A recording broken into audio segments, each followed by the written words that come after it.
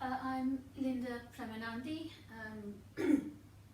This is not a schedule live. I'm not teaching a class, but as a yoga teacher and trainee yoga therapist, concentrating on a particular kind of yoga for my practice and for the way I teach, I thought that it might be quite handy for people to know what I mean by when I say slow mindful yoga, which is what I like to share. I like to share slow mindful yoga practices that are generally accessible to most people,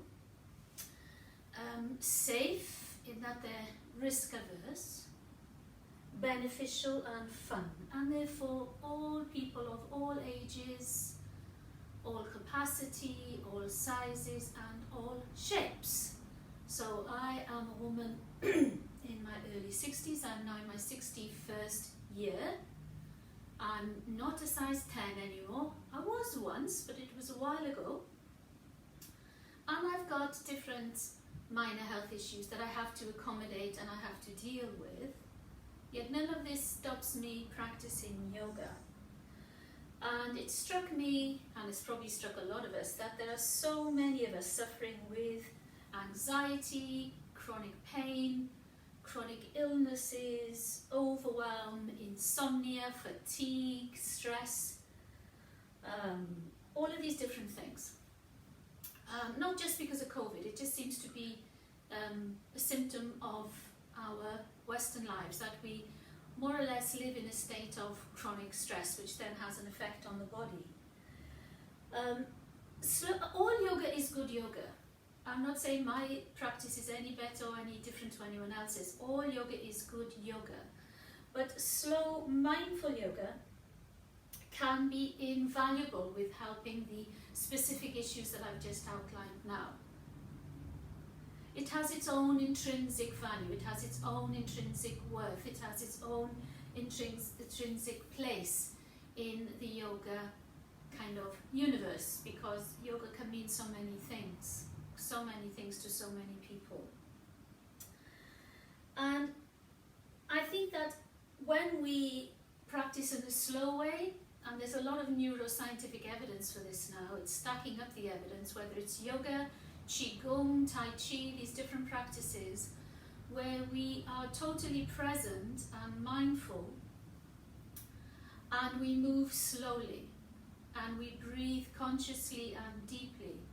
This can have a profound effect on the neural pathways, on how the brain functions, on the body in a slow, stable way, but on the nervous system. Bring us into a state of, or supporting a state of homeostasis, of balance, and of well-being. So this is why I choose to teach it. It can place the breath at the very heart of the practice. So it's not about moving the body, taking a form, and tagging the breath onto the end of that form. It's about the functionality of the body while we place the breath at the center of the practice. And as Dr. Ananda Balayogi Bhavanani says so many times, that if we teach people one thing that can be transformational in terms of their health and well-being, it is the practice of breathing. Proper, deep, diaphragmatic breathing can have such an impact in a positive way on our breath. So that's what I teach. If you think about it, when we move slowly, when we move really slowly, we have to be totally aware of our body. We have to be totally in tune with what the next step is, what the next move is, where we're placing our feet, where we're placing our hands, what impact that has on the whole system. So slow mindful yoga helps us with interoception.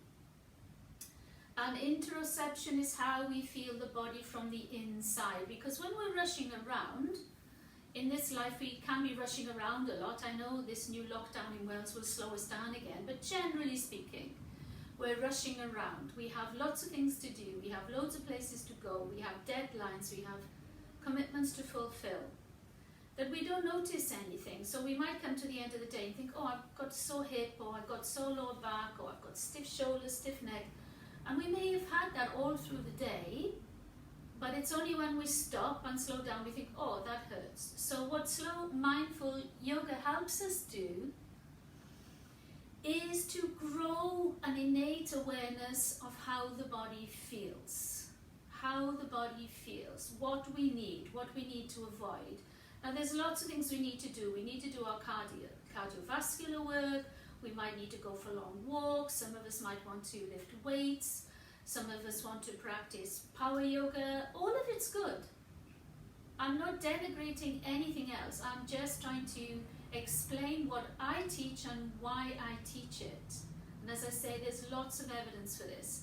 My training is really steeped in classical Rishi culture yoga through the Gitananda tradition, which I love and adore.